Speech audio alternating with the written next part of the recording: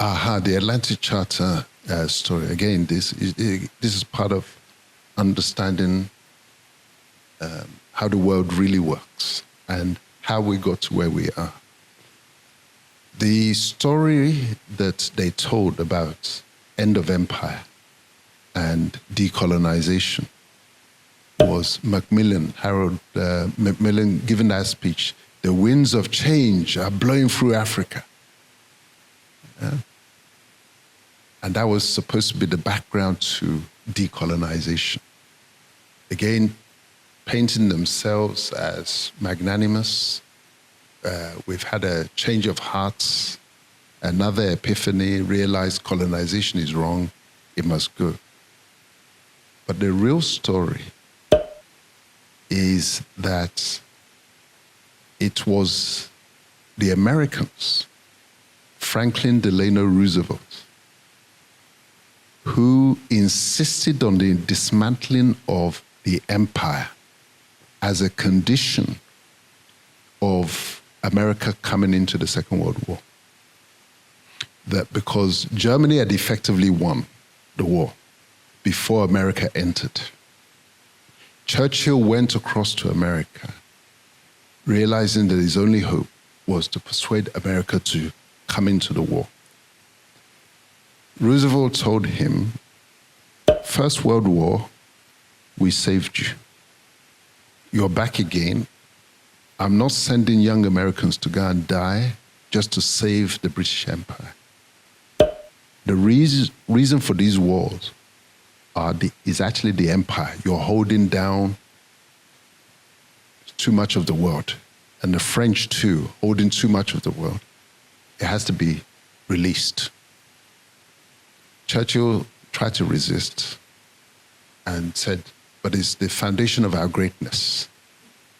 And Roosevelt said, well, tough. You go and fight yourself. A bit like Trump is saying now in the context of Ukraine. You want to fight? Go on. But if you need my help, it's on these terms. That's exactly what Roosevelt said. The empire must go. What was then, this is what led to the Atlantic Charter. August 1941 is the date of the Atlantic Charter. That was the commitment, self-determination to all peoples. Churchill even tried to say to Roosevelt, but not Africa. Roosevelt said, no, every.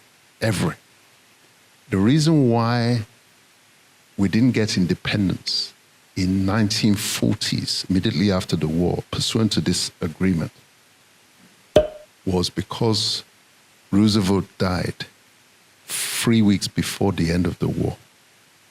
Now, the Pearl Harbor dimension is this. I said the date of the Atlantic Charter, the commitment for self-determination, i.e. dismantling the empire, was August 1941. Because America had promised to enter the war as a precondition to that announcement of the Atlantic Charter, how is America going to persuade the Americans, who were isolationists at that point, to enter the war? They needed an excuse. This was Pearl Harbor, when they said the Japanese attacked Pearl Harbor in America. The Japanese did attack, but that was simply the excuse. They knew. That was it, because if it's easy to bring America into the war, to say we were minding our own business, we weren't involved, and see what the Japanese came to do. They just came to attack us. Without mentioning that we've already promised they were coming in August 1941. So Pearl Harbor was December 1941. But this is the way geopolitics works. What they tell the people and what the reality is like Blair's weapons of mass destruction. To say Saddam has weapons, that's the reason we must. But it was just like Pearl Harbor. That was it. So the reason why independence then did not come until the 1960s was because Roosevelt died 3 weeks before the end of the war, so he could not hold Churchill to the pledge. And what Churchill did was to now say, hey, see where Russia is. It's in Berlin. We need to push the Russians out of Berlin and push them back. So that was the beginning of the Cold War. So as soon as the hot war finished, they started the Cold War to say, Russia is the enemy. We need to push. They were the allies, they were on the same side in that war, but now Russia is the enemy. We need to push them back. Don't worry about the empire. So that's when the Americans, under the new Truman, dropped the ball. They only came back. The reason they came back it was actually the mid-50s, was Vietnam. Because Eisenhower wanted Churchill to follow him into Vietnam, because we're supposed to be fighting communism. You said communism. Look, the communists are in Europe, but they're also in Asia. Oh yeah, let's go in and deal with them, because the French could not hold Vietnam any longer.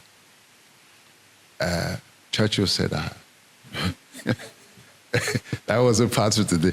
So Eisenhower said, so we saved you First World War, Second World War. Now we need you. You're saying you're not coming. Okay. You remember that Roosevelt thing? Get out. So that's when the Americans encouraged NASA of Egypt to nationalize the canal.